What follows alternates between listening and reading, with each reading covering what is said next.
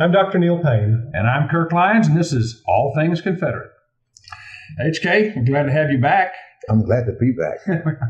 Let's talk a little bit about MIM. Oh, boy. MIM was the receptionist secretary of the Southern Legal Resource Center since its founding in 1995. You're really the voice of the SLRC for most people. That's who you talked to when you first called here. She died at the age of 74 just past Saturday. Mother of our wives. We married sisters, and so she was our mother-in-law and a dear, sweet woman. We had her funeral yesterday, and MIM, who was the soul of generosity and hospitality. She honored her by having her funeral on the day the Alamo fell. She threw one more favor to her sons-in-law, who are both from Texas. And we had a full church, and she will be missed. And when HK did his March Across Dixie, it was Mim and Allison who were kind of your contacts with us while you were marching. Mim was a lot more to me than just a contact. Mim, I don't know how I could have made it without Mim. She kept y'all straight anyway. So that way I could keep a lot of bass in my voice. Mim was truly, it's hard to describe somebody that you love that much. And I mean, I truly love Mim. There was never a time that not just from March Across Dixie, but every time I walked out that door, Mim knew I was going someplace to, I didn't want to say I was whipping on Yankees, but it was. She always said, God be with you, go with God. And I truly knew that Mim really meant that. And I don't want to just talk about Mim too. I can't forget her husband, Chuck, who was the same way. He wakes me up in the morning. He probably shouldn't wake me up because it's like turning on that little bunny with that drum. He wakes me up. But I'd fight a butane burning dragon for Mim. And I mean that from the bottom of my heart. And I shall miss her dearly. We'll have a little memorial spot here in the program for Betty D. Tate, 1937 to 2012.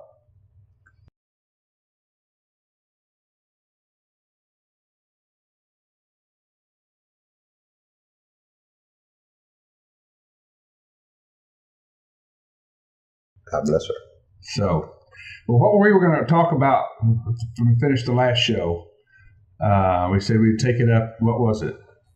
Help us out here. We were talking about the educational system, one thing, and the Museum of the Confederacy. The Museum of the Confederacy the Museum of the Confederacy has opened their first, or announced the opening of their first facility. Which we must mention that Lexington, a stupid city, run city if there ever was one, spurned their offer of a museum there, right, and sent it down the road to Appomattox. Right. So they're opening their first facility. The Museum of the Confederacy has basically been swallowed up by Virginia, the Virginia Medical Facility there, and they've surrounded the building and the first White House, and nobody can get there to park. And so they've been looking to kind of branch out. And so they've announced that they're going to have kind of sub-museums at Appomattox and one at Fortress Monroe. And I think somewhere near where Jackson lost his arm, I think is what I remember. But they've opened the first facility at Appomattox. And what's the problem with that, HK? Besides the fact that's where the halftime was announced. You cannot take away a soldier's colors.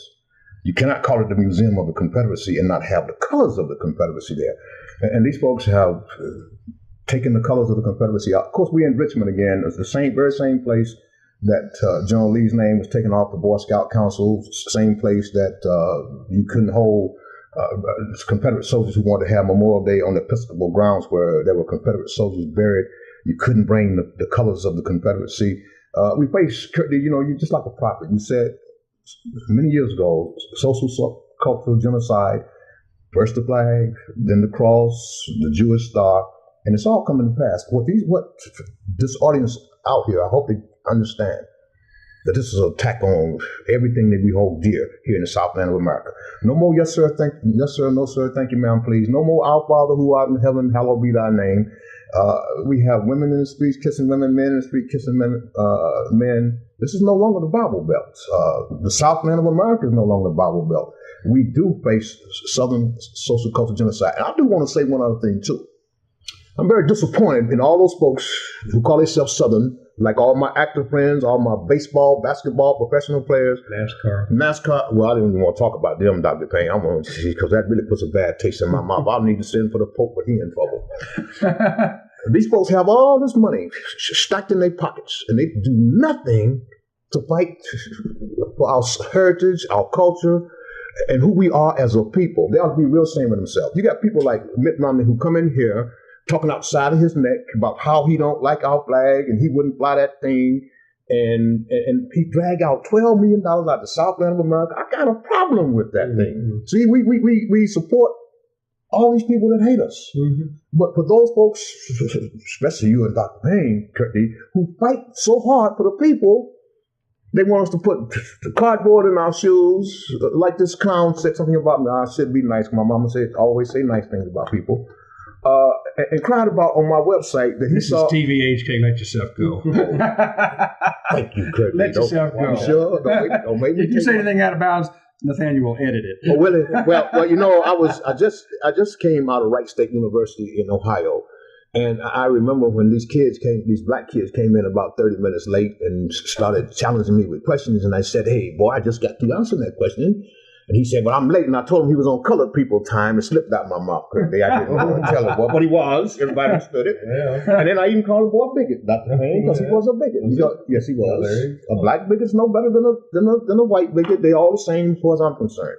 And you know, and this boy, this Atlantic thing that talk about me vaudevilleing, I like to have him sitting right down here in a debate, and let's just see how much vaudevilleing I do when I get started in on him with the truth. Well, let's just offer him an invitation. We'll find out his name and we'll invite him to come here. And if he wants to face off with you, we'll let him do it. I've already asked Bill O'Reilly to face off with you, Curtney. Especially being a lawyer that he is and running around here touting Lincoln, probably the biggest bigot of his time. And you know, war criminal.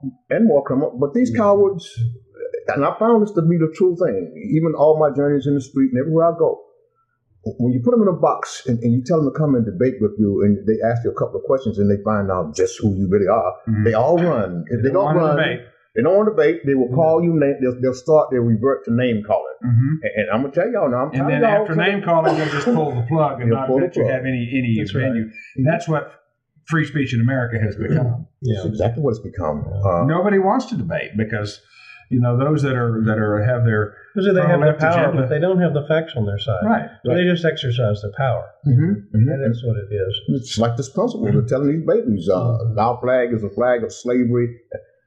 And I have to say that these principles we generally have in the SLRC. Our track record is that if it's a northern principle, we can usually work it out. We can at least make them understand that the First Amendment does apply to students. They don't have perfect rights, but they don't leave all of their rights at the schoolhouse gate, as the Tinker decision says. But generally, a northern principle, we can work it out with them.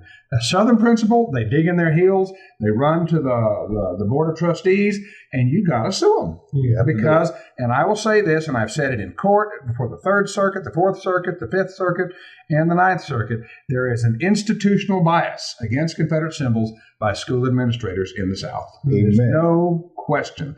They must take it in with their mother's milk, or there's a Confederate flag 101 at school administration school, but there's always seems to be an institutional bias. They just think it has no place in the school environment, and they make up facts and they lie, they manufacture incidents. It's incredible. It's incredible how much they have debased themselves in almost every case that we've done. They lie. They lie. They manufacture incidents. Special room in hell. We've probably done 15 or more school cases that have ended up in court. And in every single one of those, we could not find any kind of disruption, much less the material and substantial disruption that the Tinker decision, which is the law of the land, requires to ban a symbol. And most of the time, you don't find the black students are the ones complaining. No. Oh, that's the thing about the teachers or the administration. Yes. You go sit up in this courtroom, and I'm looking around the courtroom to find out, well, where is these black students or these offended people. Offended. Yeah. And they're not even there. And then you have all these so-called supposedly Southern white administrators speaking out for the black folks. Yeah. I mean, that is really amazing to me. I couldn't be sitting here right now if black folks felt about our flag and our heritage the way these people try to paint this picture. No, but go down to the Black Barber Shop in Nashville. Come on. That's right. See what they say. Come on. Yeah. Well, this is a good place to stop this. You need to come back next week for our next installment of All Things Confederate. And again, if you have not become a member of the Southern Legal Resource Center, $35 a year. Contact information will follow this, what I'm saying to you. Join, become a member, become a part of the Confederate movement in support of the Confederate community. HK, thank you for coming today. We'll get you back. Thank you for having me. You can come back anytime. Amen. All right. Thank you.